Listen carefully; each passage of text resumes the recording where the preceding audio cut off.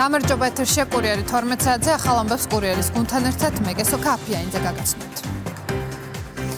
შინაგან საქმეთა სამინისტროში შეიქმნება სპეციალური სამმართველო, რომლის ძირითადი ფუნქციად საჯარო სივრცეში სიძულვილის ენის, შეურაცხყოფელი კამპანიებისა და აგრესიული კომუნიკაციის სისტემური მონიტორინგი და სამართლებრივი რეაგირება იქნება. ახალი გადაწყვეტილების შესახებ მთავრობის და ადმინისტრაციაში გამართულ ბრიფინგზე ვიცე-პრემიერმა, სამართალდამცავი სტრუქტურების კოორდინაციის საკითხებში სახელმწიფო მინისტრმა მამუკა მდინარაძემ ისაუბრა. მინისტრის თქმით დაინერგება რამდენიმე ევროპულ ქვეყანაში მოქმედი მოდელი, რადგან ქვეყანაში სიძულვილის, შეურაცხყოფისა და მტრობის წახალისება მიუღებელია. შოთა პალამანდიშვილი ესწრებოდა ბრიფინგს და მეტ ინფორმაციას ის მოგვაწვდის, შოთა გისმენთ. ვიცე-პრემიერმა საკმაოდ დეტალურად ისაუბრა ინიციატივის ნიუანსებზე და განმარტა, რომ საჭიროება არსებობს სიძულვილის ენის პრევენციის საჯარო სივრცეში, რათა მოხდეს ამ კუთხით, ასე ვთქვათ, შუღლის წახალისების, ასე ვთქვათ, შეფერხება. მმართველი გუნდის ერთ-ერთი ლიდერი დღეს აცხადებს იმასაც, რომ პრემიერ-მინისტრის ინიციატივის თანახმად, როდესაც საჯარო დებატები გაიხსნა საზოგადოებაში და ასე ვთქვათ, ნებისმიერ საკითხთან დაკავშირებით არის შესაძლებელი დებატები მონაწილეობის მიღება, ამ ყველაფერს რეალურად მოხვა არა, ასე ვთქვათ, კონკრეტული არგუმენტებით საუბარი, არამედ გაძლიერება მსგავსი სახის სიძულვილის კამპანიების, რაც კიდევ ერთხელ ადასტურებს იმას, რომ ხელისუფლების ოპონენტების დიდ ნაწილს ძირითად შემთხვევაში არ გააჩნია საკნობრივი საუბრის შესაძლებლობა და ისინი და ასე ვთქვათ, მათი მხარდამჭერები ხშირ შემთხვევაში იყენებენ ისეთი სახის ტერმინოლოგიებს ღია სივრცეში, რომელიც ახალისებს ძალადობას და ახალისებს სიძულვილის ენას. შესაბამისად, ინიციატივა ამ პროცესის პრევენციას შეუწყობს ხელს და ის იქნება, ასე ვთქვათ, ნაკარნახები იმ ევროპული გამოცდილებით, რომელიც უკვე დიდი ხანია წლები არსებობს, მათ შორის დიდ ბრიტანეთში, საფრანგეთში, გერმანიაში და სხვა ევროკავშირისა და წევრ და არაწევრ ქვეყნებში.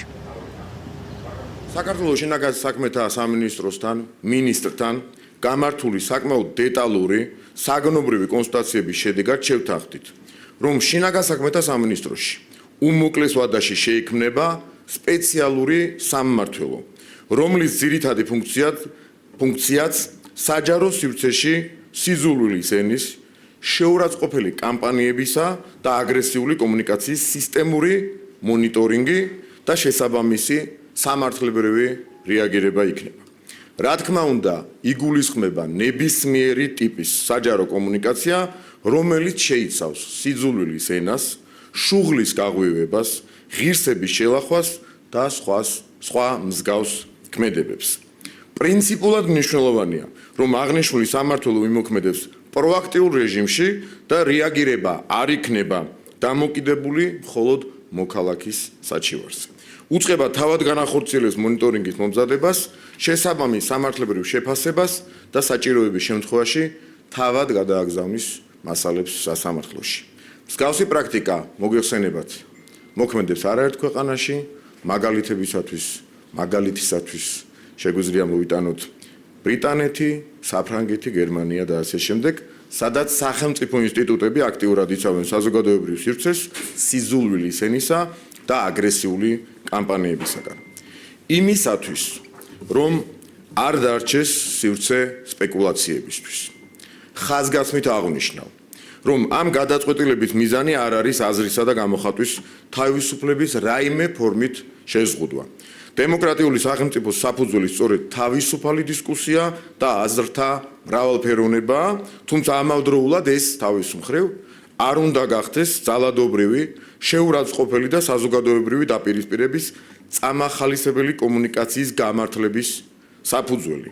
დემოკრატიული სახელმწიფოსათვის აუცილებელია აზრთა სხვადასხვაობა და კრიტიკული დისკუსია, პარალელურად არსებობს მინიმალური სტანდარტები, რომლებზეც საზოგადოება უნდა თანხმდებოდეს. მათ შორის ერთმანეთის მიმართ პატივისცემა და იმ ტიპის კომუნიკაციის მიუღებლობა, რომელიც მტრობას, შუღლს, საზოგადოებრივ დაძაბულობას და უკიდურეს პოლარიზაციას აღვივებს. მოგეხსენებათ, რომ ამ მიმართულებით უკვე გვაქვს პარლამენტის მიერ მიღებული შესაბამისი საკანონმდებლო ბაზა, თუმცა მხოლოდ კანონმდებლობა საკმარისი არ არის და მის ეფექტურ და თანმიმდევრულ აღსრულებას ფუნდამენტური მნიშვნელობა აქვს. სწორედ ამიტომ მიმდინარე გამოწვევების კვალდაკვალ ვაძლიერებთ შინაგან საქმეთა სამინისტროს ინსტიტუციურ შესაძლებლობებს და ახალი სამმართველო უზრუნველყოფს მუდმივ მონიტორინგს და კანონით გათვალისწინებული მექანიზმების ეფექტიან გამოყენებას და ბოლოს სახელმწიფო ვალდებულია დაიცვას საზოგადოებრივი სივრცე დესტრუქციული და ხელოვნურად გაღრმავებული პოლარიზაციისგან. შესაბამისად, საქართველოს სამართალდამცავი სისტემა უზრუნველყოფს ისეთი სტანდარტებისა და წესების დამკვიდრებას, რომელიც გააძლიერებს საზოგადოებრივ სტაბილურობას, ურთიერთპატივისცემას და პასუხისმგებლიან საჯარო კომუნიკაციას. ვიცე-პრემიერმა დღეს კიდევ ერთხელ განმარტა ისიც, რომ მნიშვნელოვანია ხაზი გაისვას და ასე ვთქვათ, გაიყოს სიტყვისა და გამოხატვის თავისუფლება და სიძულვილის ენა, რომელიც ხშირ შემთხვევაში ხელისუფლების ოპონენტების მხრიდან ერთმანეთში, ასე ვთქვათ, არის არეული, როგორც ამას მამუკა მდინარაძე განმარტავს. მამუკა მდინარაძემ თქვა ისიც, რომ ახალი დეპარტამენტი მაქსიმალურად, ასე ვთქვათ, დემოკრატიული ჩარჩოებისა და წესების სრული დაცვით ხელს შეუწყობს ამ პროცესის სტიმულირებას და ასე ვთქვათ, მისი ფუნქცია მეტწილად იქნება სწორედ ის, რომ მსგავსი სახის აღრევა გამოხატვის თავისუფლებასა და ადამიანების შეურაცხყოფასა და სიძულვილის ენის გავრცელებას შორის აღარ მოხდეს. მაქსიმუმ რამდენიმე კვირაში უკვე შინაგან საქმეთა სამინისტროში გვექნება სამმართველო, რომელიც უზრუნველყოფს მუდმივ მონიტორინგს, რომ შუღლი დაპირისპირება სიძულვილის ენა იქნას ამ ქვეყანაში უარყოფილი ერთხელ და სამუდამოდ. მე პირადად ვიქნები დაინტერესებული ბოლომდე და ჩემი საქმიანობის, ასე ვთქვათ, ერთ-ერთ პრიორიტეტად მივიჩნევ იმას, რომ ბრძოლის ერთგვარი იარაღი, რომელიც თავის მხრივ პოლარიზაციის გაღვივებაში გამოიყენება და ამის მთავარი იარაღად მიიჩნევენ, იყოს მაქსიმალურად განდევნილი ჩვენი საზოგადოებისგან. მამუკა მდინარაძემ დღეს ასევე ისაუბრა იმაზეც, რამდენად მნიშვნელოვანია არ მოხდეს სპეკულაციები და არ იქნას აღქმული ეს ყველაფერი ოპოზიციის, ასე ვთქვათ, წახალისებით სიტყვისა და გამოხატვის თავისუფლების შეზღუდვად. მან თქვა ისიც, რომ არ არის აქ საუბარი საკანონმდებლო ინიციატივაზე და აღნიშნული დეპარტამენტი სამმართველო იმოქმედებს კანონის სრული დაცვით იმ კანონმდებლობის, რომელიც უკვე შემუშავებულია საქართველოს პარლამენტის მიერ და რომლის მიზანსაც წარმოადგენს სრულიად, ასე ვთქვათ, დემოკრატიული სტანდარტით და ევროპული პრინციპებით სიტყვისა და გამოხატვის თავისუფლების დაცვა და ამავდროულად საზოგადოებაში პრევენცია და პრევენციის შესაძლებლობა სიძულვილისა და შუღლის ენის გაღვივების. შესაბამისი საკანონმდებლო ბაზა ჩვენ უკვე გვაქვს, პარლამენტმა ის უკვე მიიღო და სხვათა შორის ხდება კიდევაც მისი აღსრულება. სხვადასხვა დროს სხვადასხვა მოქალაქეების საჩივრის საფუძველზე ხდება სამართლებრივი რეაგირება, მათ შორის იმ უწყების მხრიდან, შინაგან საქმეთა სამინისტროს მხრიდან არ იქნება აუცილებელი, რომ მოქალაქემ მიმართოს, რომლის მიმართაც განხორციელდა ეს სიტყვიერი ძალადობა. მან მიმართოს ამის აუცილებლობა არ იქნება შინაგან საქმეთა სამინისტროს პროაქტიულ რეჟიმში, თავისი ინიციატივით. შესაბამის სამმართველოს, ახლად შექმნილ სამმართველოს ექნება უფლება, რომ თვითონ მოიძიოს ასეთი დარღვევების ფაქტები და მიმართოს სასამართლოს ადმინისტრაციული სახდელის დადების მოთხოვნით კონკრეტული პირის მიმართ, ვინც სამართალ დარღვევა ჩაიდინა. ჩემი საქმიანობის ერთ-ერთი პრიორიტეტი იქნება, რომ მივაქციო ამას ყურადღება, რომ აღსრულდეს კანონი პროაქტიულ რეჟიმში, ეს ერთი და ვინმე თქვენად ბრძანეთ, მუქარად რომ არ მიიღოს და სპეკულაციების დროს ამავდროულად სივრცე რომ არ დარჩეს, სწორედ ამისი კონტროლის ჩემი პირადი პასუხისმგებლობა იქნება და ხელისუფლების ზოგადად, არა მხოლოდ ჩემი, რომ დავაწესოთ და დავადგინოთ სწორი პრაქტიკა საიმისოდ, რომ სწორი ზღვარი გაივლოს ადამიანის უფლებებს, მათ შორის სიტყვის და გამოხატვის თავისუფლებას და შეურაცხყოფას შუღლის გამაღვივებელ სიტყვებს, ფრაზებს თუ ამგვარი ბრჭყალებში, ამ შემთხვევაში უკვე ამგვარი გამოხატვის ფორმებს შორის. ახალი სამმართველო შინაგან საქმეთა სამინისტროში საქმიანობას რამდენიმე კვირაში დაიწყებს, მისი მთავარი ფუნქცია იქნება საზოგადოებაში შუღლისა და ძალადობის ენის, ასე ვთქვათ, პრევენციის მოხდენა. მადლობა, შოთა, პირდაპირ ეთერში საუბრობდა შოთა ფალავანდიშვილი. საქართველოს პრემიერ-მინისტრი ირაკლი კობახიძე აზერბაიჯანის რესპუბლიკას ეწვია, სადაც მსოფლიო ურბანულ სამიტში მიიღებს მონაწილეობას. ბაქოს ჰეიდარ ალიევის საერთაშორისო აეროპორტში მთავრობის მეთაურს აზერბაიჯანის რესპუბლიკის ჯანდაცვის მინისტრი დახვდა. დაგეგმილია საქართველოს მთავრობის მეთაურის სიტყვით გამოსვლა მსოფლიო ურბანული ფორუმის მე-13 სესიაზე. ვიზიტის ფარგლებში ირაკლი კობახიძე აზერბაიჯანის რესპუბლიკის პრეზიდენტ ილჰამ ალიევს შეხვდება. მირიან გორგოძე აშუქებს ბაქოში მიმდინარე სამიტს და ის შემოგვერთება ახლა პირდაპირ ეთერში მირიან გისმენთ. ჩვენ ახლა ვიმყოფებით აზერბაიჯანში, რადგან სწორედ აზერბაიჯანის დედაქალაქი ბაქო მასპინძლობს მსოფლიო ურბანული ფორუმის მე-13 სესიას. დაახლოებით 180 სახელმწიფოს წარმომადგენელი და არა მხოლოდ პოლიტიკოსები, აქ საუბარი არის მსხვილი ბიზნეს სფეროს წარმომადგენლებზე, ასევე დეველოპერებზე, ურბანისტებზე მონაწილეობენ დღეს ბაქოში მსოფლიო ურბანულ ფორუმში და პოლიტიკოსები სხვადასხვა სფეროს წარმომადგენლებთან ერთად აზერბაიჯანის დედაქალაქში შეიკრიბნენ იმისათვის, რომ ერთად იმსჯელონ დღეს მსოფლიოში არსებული კლიმატური ცვლილებებით თუ ზოგადად კონფლიქტებით გამოწვეული პრობლემების გადაჭრის გზებზე.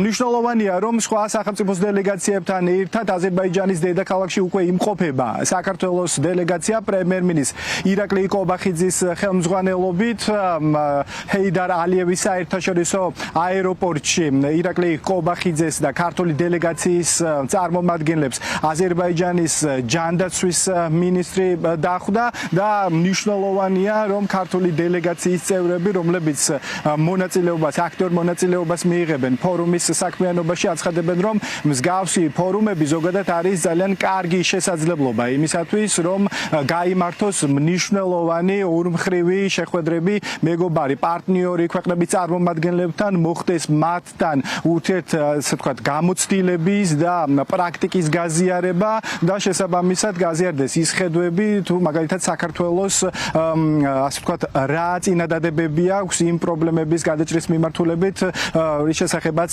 დღეს აზერბაიჯანის დედაქალაქში მსოფლიო ურბანული ფორუმი იმართება. ასევე მნიშვნელოვანია, რომ ფორუმის პარალელურად ასევე დაგეგმილია ლიდერებს შორის შეხვედრების, მაგალითად საქართველოს პრემიერ-მინისტრი ირაკლი კობახიძეს აზერბაიჯანის პრეზიდენტი ილჰამ ალიევი უმასპინძლებს და ასევე ლიდერებს შორის პირისპირ შეხვედრაც გაიმართება.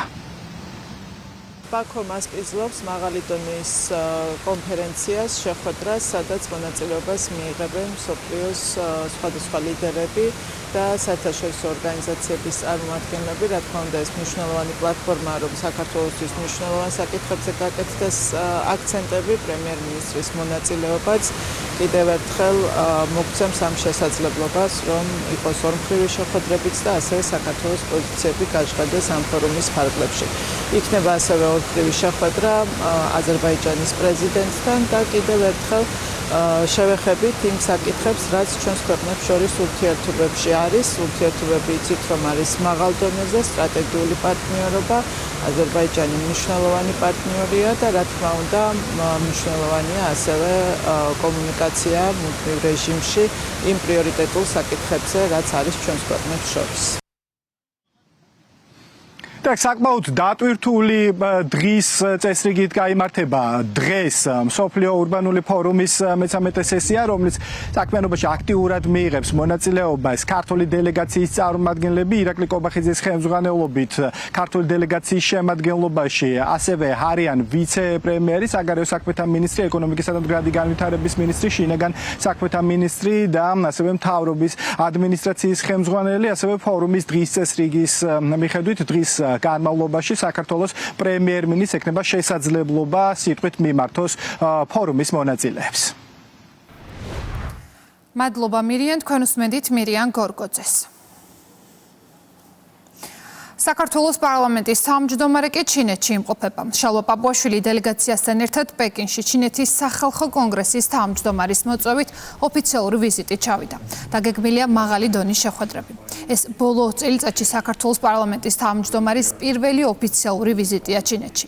ლიკა ალელიშვილი იმყოფება პეკინში და პირდაპირ ეთერში შემოგვერთდება. ლიკა, გისმენთ. დიახ, კესო, საქართველოს პარლამენტის თავმჯდომარე ჩინეთის სახალხო კონგრესის წარმომადგენელთან ამ წუთებში კონგრესის შენობაში მართავს სწორედ პირველ შეხვედრას ესწრებიან დელეგაციის წევრებიც, რომლებიც ასევე იმყოფებიან ჩინეთის სახალხო რესპუბლიკაში. ამ შეხვედრის დასრულების შემდეგ კი შალვა პაპუაშვილი უკვე ჩინელ კოლეგას შეხვდება. აღსანიშნავია ის ფაქტი, რომ სწორედ ჩინელი კოლეგის მოწვევით იმყოფება საქართველოს პარლამენტის თავმჯდომარე ჩინეთის სახალხო რესპუბლიკაში და აღსანიშნავია ის ფაქტიც, რომ ბოლო 20 წლის განმავლობაში ეს არის საქართველოს პარლამენტის თავმჯდომარის პირველი ვიზიტი ჩინეთში. რაც შეეხება შეხვედრების მთავარ განსახილველ საკითხს, ეს რა თქმა უნდა იქნება საქართველოსა და ჩინეთს შორის არსებული ურთიერთობების მნიშვნელობა, ამ ურთიერთობების კიდევ უფრო მეტად გაღრმავება, განსაკუთრებით კი საუბარი შეეხება ეკონომიკური კავშირების გაღრმავების აუცილებლობას. აღსანიშნავია ის ფაქტი, რომ უკვე მთელი მსოფლიო თანხმდება, რომ ჩინეთი ერთ-ერთი მთავარი მოთამაშე არის მსოფლიოს მასშტაბით ეკონომიკური მიმართულებით და მსოფლიოს ლიდერებს სურთ ჩინეთთან ეკონომიკური ურთიერთობების ამყარება თუ კიდევ უფრო მეტად გაღრმავება. ამას ადასტურებს ის მაღალი რანგის ვიზიტები, რომლებიც ბოლო პერიოდში ჩინეთის დედაქალაქში იმართება. მაგალითად, ბოლო რამდენიმე დღის განმავლობაში პეკინში იმყოფებოდა ამერიკის შეერთებული შტატების პრეზიდენტიც დონალდ ტრამპიც. ახლა კი, როგორც გითხარით, საქართველოს დელეგაცია პარლამენტის თავმჯდომარის ხელმძღვანელობით იმყოფება სწორედ ჩინეთის დედაქალაქში და ამ წუთებში, როგორც გითხარით, იმართება პირველი შეხვედრა შალვა პაპუაშვილსა და ჩინეთის სახალხო კონგრესის წარმომადგენელს შორის. მოგვიანებით კი დღის განმავლობაში შალვა პაპუაშვილი ჩინელ კოლეგასაც შეხვდება. ჩვენი ვიზიტი, რა თქმა უნდა, ემსახურება ჩვენ ორ ქვეყანას შორის სტრატეგიული პარტნიორობის გაღრმავებას იმ პირობებში, როდესაც ჩინეთი თავისი ბოლო აწლეულის განმავლობაში ძალიან სწრაფი ტემპით ვითარდება, როგორც ეკონომიკური, ასევე ტექნოლოგიური მიმართულებით, რა თქმა უნდა, საქართველოსთვის ის განსაკუთრებულად საინტერესო ქვეყანა არის თანამშრომლობისთვის. ჩვენ ვართ მონაწილე ერთი სარტყელი, ერთი გზის პროექტის, რომელიც ასევე ჩინეთის მხარის ინიციატივა არის და ქვეყნებს, რომელიც ამ იდეაში და ამ პროექტში მონაწილეობს, აკავშირებს როგორც ეკონომიკურად, ლოჯისტიკურად და ერთ-ერთი უსერიოზულესი გეოპოლიტიკური, ასე ვთქვათ, ფაქტორია. საგანგებო სტრატეგიული მნიშვნელობა აქვს ჩინეთთან ურთიერთობებს და ეს არ არის მარტო საქართველოს ინტერესების სფერო, მთელი მსოფლიო მოისწრაფის საკითხენ, იმიტომ რომ მოლაპარაკებების სტადიაში როგორც კი გადავა ის ძალიან მძიმე სიტუაცია, რომელიც დღეს მსოფლიოს ახასიათებს, რასაკურველია ჩინეთი იქნება ეს ერთ-ერთი ცენტრი ამ ეკონომიკური თუ პოლიტიკური ურთიერთობების სტაბილიზაციისათვის. საქართველოს რასაკურველია როგორც ჩინეთის სტრატეგიული პარტნიორი, როგორც საკვანძო ქვეყანა ამ შუა დერეფანში, რასაკურველია მიისწრაფის, რომ ჩინეთთან ქონდეს ახლო ინტენსიური ურთიერთობები. როცა ჩვენ ვლაპარაკობთ საქართველოს როლზე, თქვათ აღმოსავლეთისა და დასავლეთის დაკავშირებასთან დაკავშირებით შუა დერეფანზე, წარმოუდგენელია ეს როლი ჩინეთის ჩინური ტვირთების გარეშე და ამიტომ ძალიან მნიშვნელოვანია სწორედ მჭიდრო ურთიერთობები ჩინეთთან. მით უმეტეს, როდესაც ვხედავთ, რომ დღეს წამყვანი ქვეყნების ლიდერები სწორედ ჩამოდიან აქ პეკინში და აქვთ შეხვედრები, ცდილობენ, რომ ეკონომიკური ურთიერთობები უფრო მეტად გაღრმავდეს. დღეს დილით ჩინეთის სახალხო რესპუბლიკის დედაქალაქში გაიმართა ოფიციალური დახვედრის ცერემონიალი საქართველოს პარლამენტის თავმჯდომარისთვის. ქალაქ პეკინში შალვა პაპუაშვილს საერთაშორისო აეროპორტში დახვდნენ ჩინეთის სახალხო კონგრესის წარმომადგენელი, ასევე საქართველოს ელჩი ჩინეთის რესპუბლიკაში და ქართული დელეგაციის წევრებიც, რა თქმა უნდა, ჩამოვიდნენ პეკინში პარლამენტის თავმჯდომარესთან ერთად. ჩინეთის დედაქალაქში ახლა იმართება, როგორც გითხარით, სახალხო კონგრესის შენობაში პირველი შეხვედრები, თუმცა პეკინი არ იქნება ერთადერთი ქალაქი, სადაც შეხვედრები გაიმართება. პარლამენტის თავმჯდომარის ხელმძღვანელობით ქართული დელეგაცია ხვალ შეხვედრებს გამართავს ჩინეთის დედაქალაქში, მოგვიანებით კი პეკინიდან გადაინაცვლებს ქალაქ სიანში, სადაც ასევე მაღალი რანგის შეხვედრები არის დაგეგმილი. მადლობა ლიკა, პეკინიდან გვერდებოდა ლიკა ალელიშვილი. რუსთავიორის პასუხი დაუსაბუთებელ გაფრთხილებაზე. ტელეკომპანია ევროპარლამენტის გადაწყვეტილებას უწყების შესაბამის კოლეგიაში ასაჩივრებს. რუსთავიორი მიიჩნევს, რომ ევროპარლამენტის დირექტორატის მიერ ჟურნალისტისთვის გაგზავნილი გაფრთხილება არ შეიცავს არგუმენტაციას თუ რა წესები დაარღვია ჩვენმა კორესპონდენტმა. წერილში ასევე არ არის მითითებული იმ პოლიტიკოსის ვინაობა, რომელმაც უკმაყოფილება გამოხატა. შეგახსენებთ, რამდენიმე დღის წინ ტელეკომპანია იმედს ევროპარლამენტში საქმიანობა 1 წლით ააკრძალა. რუსთავიორმა და პოსტივიმ კი წერილობითი გაფრთხილება მიიღო. ლუკა ჩანგელია გვეტყვის უფრო მეც, რომელმაც ევროპარლამენტის გაფრთხილება მიიღო და ამ გადაწყვეტილებას ასაჩივრებს. ლუკა, გისმენთ. კესო 22 აპრილს მიღებულ წერილში ევროპარლამენტის შესაბამისი უწყება ჩვენ გვეუბნება, რომ თითქოს ნებართვის გარეშე ჩავწერეთ კონკრეტული ადამიანი, უფრო სწორად მოვახდინეთ ვიდეო გადაღება, რაც ბუნებრივია ყველა წესით, რომელიც ევროპარლამენტს აქვს, მათ შორის მათივე შიდა განაწესით არ არის აკრძალული კადრები ჟურნალის ჩვეულებრივად შეუძლია გადაიღოს, მით უმეტეს ამ შემთხვევაში საუბარი არის მედია სივრცეზე, სადაც პოლიტიკოსი გამოდის იმისთვის, რომ სხვადასხვა ქვეყნის ჟურნალისტებს, მედიის წარმომადგენლებს გაესაუბროს. თუმცა რაც უფრო საკვანძო არის ის, რომ დოკუმენტში, რომელიც ჩვენ მივიღეთ, ნათქვამი არის ასეთი ფრაზა. ეს წერილი იწყება ასე, რომ გადაწყვეტილების მიმღები პირის ყურადღება მიიქცია ერთ-ერთი ევროპარლამენტარის წუხილმა და არა კონკრეტულმა არგუმენტმა, მაგალითად ჩანაწერმა ან ვიდეო გადაღების კამერით დაფიქსირებულმა ქმედებამ, რომელიც შეიძლება შეურაცხყოფას აღენებდეს კონკრეტულ ევროპარლამენტარს. სწორედ ამიტომ ჩვენ ორჯერ ვუპასუხეთ ამ კონკრეტულ პიროვნებას, ასევე საპასუხო წერილით მოვითხოვეთ კონკრეტული მტკიცებულებები, ასევე მოვითხოვეთ ამ ევროპარლამენტარის ვინაობის დასახელება, რადგანაც ამ დღეებში, როდესაც მაგალითად მე ვმუშაობდი ევროპარლამენტში, ჩვენ ადგილზე შეთანხმებით ერთადერთი ევროპარლამენტარი ჩავწერეთ, სხვა ყველა პოლიტიკოსი მე პირადად წინასწარ მყავდა შეთანხმებული, შესაბამისად აქ ვერ მოხდებოდა ვერანაირი უთანხმოება, მით უმეტეს რომ ამ ევროპარლამენტარმა, რომელიც ჩვენ ჩაგვეწერა, თავად გამოთქვა სურვილი, რომ დაიფიქსირებინა თავისი პოზიცია ქართულ მედიასთან. მას შემდეგ, რაც ამ ორ წერილზე ჩვენ ევროპარლამენტისგან კონკრეტული პასუხი ვერ მივიღეთ, ამჯერად უკვე მივიღეთ გადაწყვეტილება, რომ ოფიციალური იურიდიული საჩივარით მიგვემართა კონკრეტული კოლეგიისთვის, რომელიც იღებს მსგავს საკითხებზე გადაწყვეტილებას და ჩვენ ბუნებრივია ყველა ის მტკიცებულება, რაც ჩვენ ამ საკითხთან დაკავშირებით გქონდა, მათ შორის შავი მასალა ამ დღეს ევროპარლამენტში მუშაობისა, ამ ერთ დოკუმენტში მოვაბილიზეთ, შეგვიძლია ახლა ამონარიდები მოვისმინოთ ჩვენ მიერ გაგზავნილი საჩივრიდან. ევროპარლამენტის დირექტორატის გადაწყვეტილება გაფრთხილების გაცემის შესახებ დაუსაბუთებელია. ამ გაფრთხილებაში არ არის იდენტიფიცირებული ევროპარლამენტარი, თარიღი, დრო, ადგილი, ქცევა, გაცვლილი სიტყვები, სავარაუდო ვიდეო მასალა ან რაიმე მტკიცებულება, რომელიც დაადასტურებს ბრალდებას. ჟურნალისტმა დამატებითი განმარტებითი წერილებით მოითხოვა დეტალები და შენობის სათვალთვალო კამერების ჩანაწერების გადახედვა, მაგრამ პასუხი ჯერ არ მიუღია. ეს უმოქმედობა არ არის ფორმალობა. როგორც ჩანს, დირექტორატი უცნობი ევროპარლამენტარის საჩივარს და ჭორებს განიხილავს როგორც საბოლოო მტკიცებულებას. დირექტორატის იურიდიული თეორია, როგორც ჩანს, მდგომარეობს იმაში, რომ მედიის წარმომადგენელი არ შეიძლება მიუახლოვდეს ან გადაუღოს ევროპარლამენტარს საჯარო საპარლამენტო ტერიტორიაზე, თუ წინასწარი ნებართვა არ არის მიღებული. სინამდვილეში ასეთი მოთხოვნა წესებში არ არის გათვალისწინებული. მედია არ კარგავს გაშუქების უფლებას იმის გამო, რომ მისი კითხვები არის მიუღებელი, კრიტიკული ან დასმულია პოლიტიკურ აქტორთან წინასწარი შეთანხმების გარეშე. თუ ოფიციალური გაფრთხილება ძალაში დარჩება, იგი შექმნის საფათო პრეცედენტს. ევროპარლამენტარის საჩივარი მტკიცებულებებისა და მოსმენის გარეშე შეიძლება გახდეს ევროპარლამენტიდან არასასურველი მედია გაშუქების გარიყვის ინსტრუმენტი. ეს შეუთავსებელია დემოკრატიულ ინსტიტუტთან, რომელიც ერთგულია გამჭვირვალობის, პლურალიზმისა და კანონის უზენაესობის მიმართ.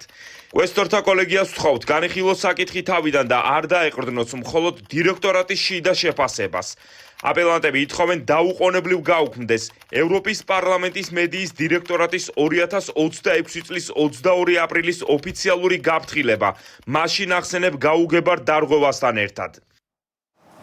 ახლა მთავარი კითხვა, რამდენად გაითვალისწინებს კვესტორთა კოლეგია რუსთავიორის მიერ გაგზავნილ სარჩელს, რომელიც ფაქტობრივი მოცემულობებით და კონკრეტული მტკიცებულებებით არის გაჯერებული. ამ საკითხთან დაკავშირებით ჩვენ დღეს უკვე ვესაუბრეთ მაგალითად ხელისუფლების წარმომადგენლებს, საპარლამენტო უმრავლესობის წარმომადგენლებს, რადგანაც გვაინტერესებდა პოლიტიკოსების მოლოდინები, თავად ევროპარლამენტის ამ ქმედებასთან დაკავშირებით და იმასთან დაკავშირებით, თუ რამდენად ეფექტიანი იქნებოდა მათი დამოკიდებულება რეალური მტკიცებულებების მიმართ.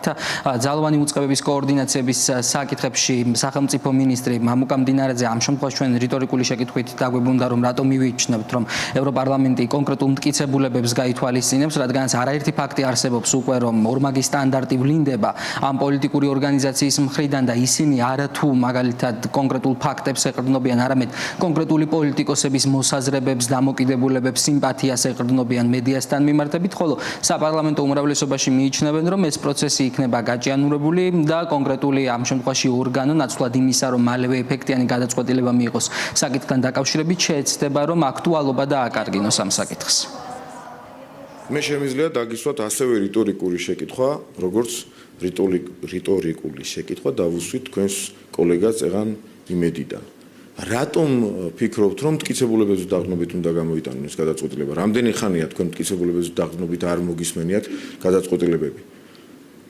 ძალიან დიდი ხანია სამწუხაროდ ამ მიმართულებიდან საერთოდ არ არსებობს ხოლმე მტკიცებულება, ისე კეთდება არა მხოლოდ ჟურნალისტების საქმიანობის აკრძალვა, ხელის შეშლა, არამედ ევრორეზოლუციების გამოტანა. 10 რეზოლუცია გვახსოვს მტკიცებულებების გარეშე და რატომ გაგიკვირდა თქვენს მიმართ ეს ყველაფერი? ჩემი აზრით არ უნდა გაგიკვირდეს.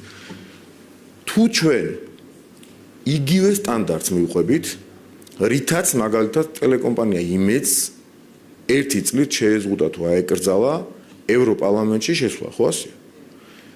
ამ სტანდარტის მიხედვით მინიმუმ 3 თუ 2 ტელევიზიის ჟურნალისტი საერთოდ აღარ უნდა შეუშვა არც საქართველოს თავრობის კანცელარიის შენობაში, არც პარლამენტში და ასე შემდეგ. იმისი მიასედი სტანდარტი რომ დააწესო აქ, მაგრამ ჩვენ შემთხვევაში იქნება და ამას არც ვაპირებთ, რა თქმა უნდა, ვინმეს არ ეგონოს რომ ამას ვაპირებთ, ჩვენ შემთხვევაში იქნება ჟურნალისტებისთვის ხელის შეშლა, მათ შემთხვევაში დემოკრატია. ეს უკვე მიჩვეული ამბავია და ამას ვეგუებით ნელა, უბრალოდ ერთადერთი ჩვენ რაც უნდა მოვახერხოთ ქართულ საზოგადოებას დავანახოთ სინამდვილეში რასთან გვაქვს საქმე და შემდეგ საზოგადოება ყოველ ჯერზე თავად იღებს ხოლმე გადაწყვეტილებას. როდესაც რეალურად ვერაფერს ვერ უპირისპირებენ შენ არგუმენტებს, მე ამას ამ საკითხებს წლობით და თვეობით ათრევენ აკეთიკით რომ აქტუალობა დაკარგოს. ახლობით ამას იზამენ ისინი. რა არგუმენტი აქვს? არც არანაირი არგუმენტი არ გააჩნიათ. დაიწყება ახლა ეს ბიუროკრატიული გადაგზავნა, გადმოგზავნა, არჩევნების კიდე გადამისამართება, გადმომისამართება. მე უბრალოდ რუსთავი ორს ერთს ურჩევდი, როგორც მეგობარი, არავითარი სხვა. რომ ის საჩივარს, რომელსაც იქ შეიტანენ, მიუთითონ ევროპარლამენტერების გამოხმაურებები ამ თემაზე, რომ ისინი არიან პოლიტიკურად ინიციატორები ასეთი დევნისა და ჯერ კიდევ წინ არის და ეს დასაწყისია. ამით აჩვენონ მათ, რომ ეს არავითარი ადმინისტრაციული დევნა კი არ იყო რაღაც გადაცდომის გამო. ეს იყო პოლიტიკურად დაგეგმილი დევნა. არ ვიცი ახლა ეს მათი იურისტების საქმე რამდენად გამოიყენებენ ამ ჩემჩევას, მაგრამ მე მაგალითად ამას ვურჩევდი. ეს კონკრეტული ქმედება რომ პოლიტიკურად იყო დაგეგმილი, ამას ადასტურებს ის ბოლო განცხადებები, რასაც ჩვენ რამდენიმე ხნის განმავლობაში ვხედავთ, მათ შორის ქართველების ჩართულობა ამ პროცესში აქტიურად ოპოზიციურ პირებთან დაკავშირებული ფიგურების, რომლებიც ევროპარლამენტში მუშაობენ. ნახოთ როგორ განვითარდება მოვლენები. ფაქტია რომ ჩვენ ახლა პასუხის მოლოდინში ვართ. ცნობისთვის 22 აპრილს რუსთავი ორმა და პოსტი მიიღეს გაფრთხილება ევროპარლამენტისგან და განმეორებით შემთხვევაში უკვე მუქარა რომ ერთი წლით ტელეკომპანიებს აეკრძალებათ პარლამენტის შენობაში მუშაობა, ხოლო ტელეკომპანია იმედს უკვე აიკრძალა ერთი წლით პარლამენტის შენობაში საქმიანობა. მადლობა ლუკა, ეს იყო ლუკა ჩანგელია. ქართულ მედიაზე თავდასხმებით გამორჩეული პოლონელი დეპუტატი კრისტოფ ბრეიზა ამჯერად მიხეილ სააკაშვილის გათავისუფლებას ითხოვს. პოლონელი ევროპარლამენტარის სოციალურ ქსელ X-ზე პოსტების სერიას აქვეყნებს და წერს, რომ სააკაშვილი ყალბი ბრალდებითაა დაპატიმრებული. ბრეიზა მიხეილ სააკაშვილს პატიმრობაში მყოფ გმირად მოიხსენებს, მის მიმართ გამოტანილ განაჩენს კი ფიქტიურად მიიჩნევს. თბილისში ბრეიზას მიკერძოებულ და უსამართლო დამოკიდებულებაზე საუბრობენ. პოლონელი ევროპარლამენტარის განცხადებებსა და მასზე გაკეთებულ პოლიტიკურ შეფასებებს ნანა გოგატაძე გაგვაცნობს. ნანა, გისმენთ.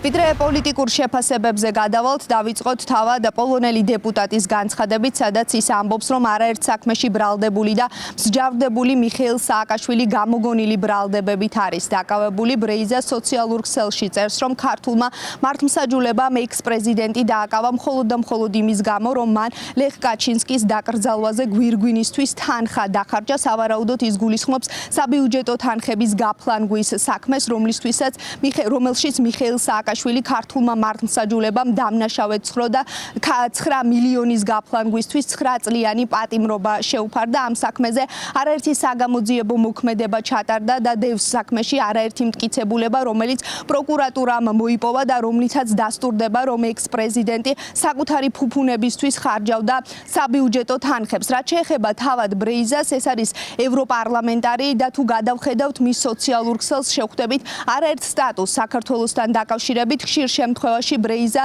აკრიტიკებს მართველი გუნდის წარმომადგენლებს და ითხოვს მათ დასანქცირებას. პარალელურად ის ხშირად თავს ესხმის ქართულ მედია საშუალებებს. სწორედ ბრეიზა არის ის ევროპარლამენტარი, რომელიც ლობირებს, რომ ქართულ დამოუკიდებელ მედია საშუალებებს ევროპარლამენტში მუშაობის შესაძლებლობა არ ჰქონდეთ.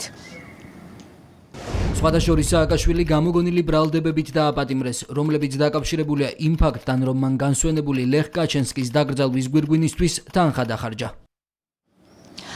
არგუმენტების გარეშე უაპელაციოდ უმძიმესი ბრალდებებისთვის დაკავებული მიხეილ სააკაშვილის დაცვა არ უკვირს სახელმწიფო მინისტრს. მამუკა მდინარაძე ამბობს, რომ ხშირად ევროპარლამენტარები, ევროდეპუტატები ხელს აფარებენ მიხეილ სააკაშვილს, ვინაიდან მიიჩნევენ, რომ სწორედ ექს-პრეზიდენტი არის მათი წარმომადგენელი. საქართველოში მდინარაძე ამბობს, რომ მიხეილ სააკაშვილი ყოველთვის უცხო ქვეყნის ინტერესებს ატარებდა საქართველოში. აწყობთ მათ, რომ გამოვუგონოთ მათ ასეთი ბრალდებები და დავაბრალოთ ასეთი ბრალდებების გამოგონება და მათთან იყოს ისეთი ბრალდებებით, გამოგონული ბრალდებებით მოქმედი პოლიტიკოსები, როგორიც არის სააკაშვილი. აბა ამ კითხვაზე გასცეს პასუხი და შემდეგ თავად პასუხსაც მიიღებს.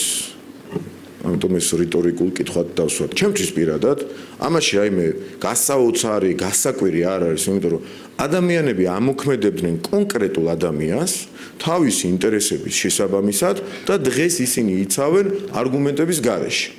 როცა სააკაშვილის ბრალს ოდნავ მაინც იცნობ და მაინც ამბობ, რომ ის უკანონოდ არის დაკავებული, ესე იგი არ გაინტერესებს არაფერი, ფაქტობრივი მოცემულობა შენთვის არის მიასეხარისხოვანი და უბრალოდ შენ წარმომადგენელს საქართველოში შენი ინტერესებიდან გამომდინარე იცავ.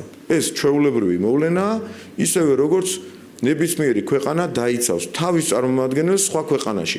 საქართველოს არასდროს წარმოადგენდა სააკაშვილი, ის წარმოადგენდა გარე ძალებს, ერთ-ერთი აქტიური განმახორციელებელი იმისა, რაც წეგან მოგახსენეთ, რაზეც წეგან ვისაუბრე, რომ საკუთარი ხალხის ხელით დაიპყრონ, ან ზეგავლენა მოახდინონ რომელიმე ქვეყანაზე, ამისი აქტიურად აღმოსვლებელი და განმახორციელებელი იყო ეს კაცი და იცავენ ბუნებრივი ამბავია და ამას მე საერთოდ არ მივიჩნევ გასაკვირ ამბად.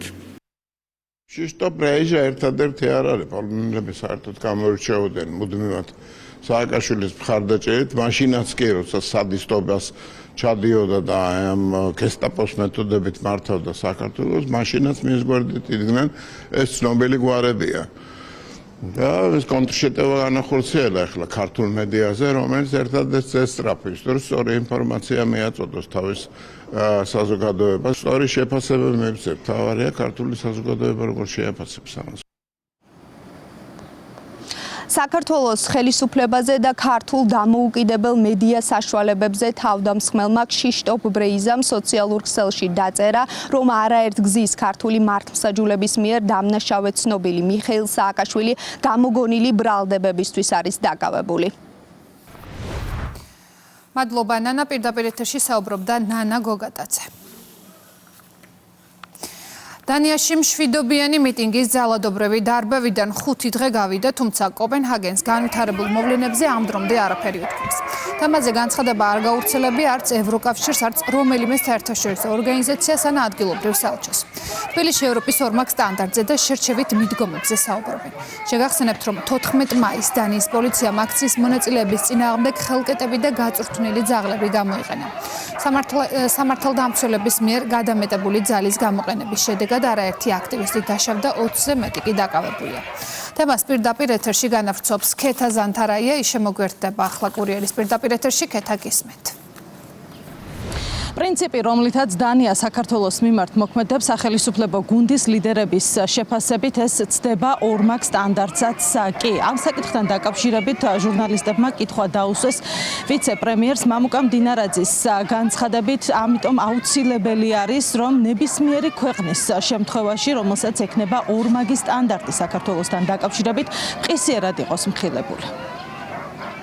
რაც მისაღებია მათთვის, მიუღებელია ჩვენთვის და არ შეიძლება. ჩვენთვის. ასე იყო მაშინ, როდესაც ჩვენ ვიღებდით გამჭვირვალობის კანონს, გაცილებით რბილი მსუბუქი ფორმით, სადღაც შეიძლებოდა ჩვენთან არა. ჩვენ ყოველ თვეში, ყოველ კვირაში, ყოველდღიურად გვიწევს ასეთი პატარ-პატარა თემების შეფასება და ამ დროს არ უნდა დაგვაუწყდეს მთავარი. გარე ძალები ცდილობენ, რომ საკუთარი ხალხის ხელით საკუთარი მოქალაქეების ხელით განახორციელონ ერთგვარი დაპყრობა. ამის საშუალებას არ ვაძლევთ. ხშირად ამბობენ ჟურნალისტები, პოლიტიკოსები, რომ მაგალითად აღმოსავლეთი ცდილობს ეკონომიკით, ჩრდილოეთი ძალით, დასავლეთი საკუთარი ქვეყნის ხელით, სამხრეთსაც კი შეგვიძლია გადავწყვეტ მათი თქმით ასიმილაციით. ყველას რაღაც ნიშანი აქვს ბევრი პოლიტიკოსის თუ მოქალაქის თუ ასევე ჟურნალისტის შეფასება. ამ შემთხვევაში ჩვენ საქმე გვაქვს თუ ამ აზრს გავყვებით და დავეთანხმებით ნაწილობრივ მაინც.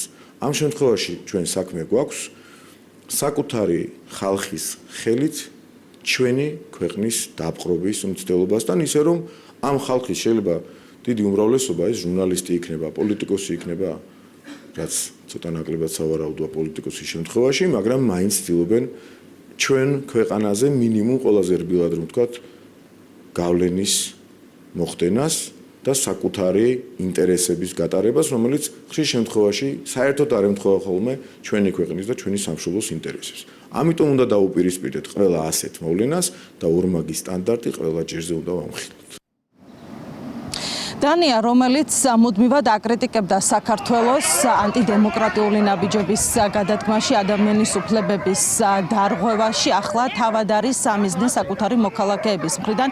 ყველა ამ დანაშაულის ჩადენაში პროცესები კოპენჰაგენში 14 მაისს დაიძაბა, როდესაც აქციის მონაწილეების წინააღმდეგ კოპენჰაგენის პოლიციის წარმომადგენლებმა ძალას გადააჭარბეს და არაპროპორციული საპოლიციო ძალა მოიყენეს მათ დასაშლელად. რა თქმა უნდა, ამის შემდეგ ჩვენ პირველ რიგში დაუკავშირდით საქართველოში დანიის საელჩოს.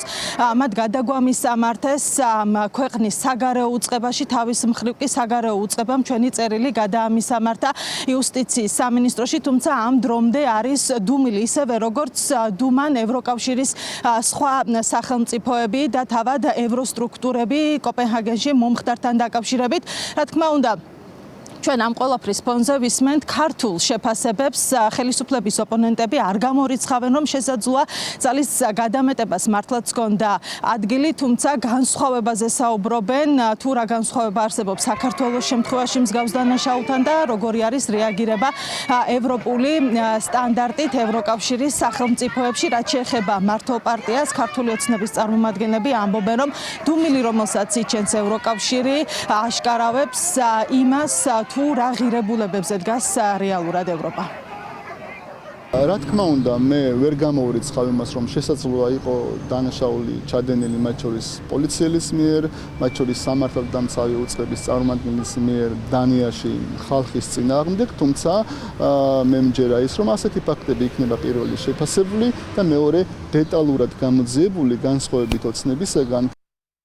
დანია ერთ-ერთი ქვეყანა არ არის, რომელიც ასეთი ხისტი მეთოდებით უსწორდება მომენტინგებს. გასაგებია, რომ ეს ქვეყნის უსაფრთხოებისთვის არის საჭირო.